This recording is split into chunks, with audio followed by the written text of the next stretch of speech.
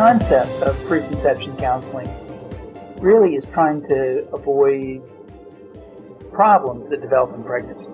And I think, as you were saying, the primary care docs, oftentimes that's what they're involved with doing.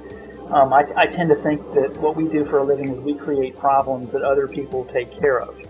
So one of our obligations to the referring docs or to the obstetrician that will take care of the patients is to make sure that they're comfortable taking care of those patients. And so there's a variety of things that we can do to try to avoid those kinds of issues.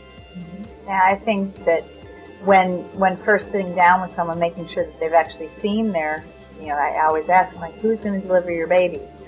Number one, to highlight, our goal is we're going to get to a baby. They're at a place in hope where they're not really, they're hoping for that, but they're not really feeling like that next step is so easily attainable. So to focus on who it's going to be and what testing's already been done, and whether they want to do any preconception genetic testing to see if they carry cystic fibrosis, spinal muscular atrophy, or Fragile X syndrome, whether they come from an ethnic heritage where we're worried about Tay-Sachs, or thalassemia or sickle cell, and making sure that discussion happens early, because it's always easier to talk about it when there isn't actually a pregnancy ongoing at that moment in time, to have the discussions earlier, making sure their immunizations are up to date. I mean, I think that prenatal vitamins, these are all things that they may have talked to their OB about, they may not yet have, but to focus on all those things that are going to get them ready for pregnancy,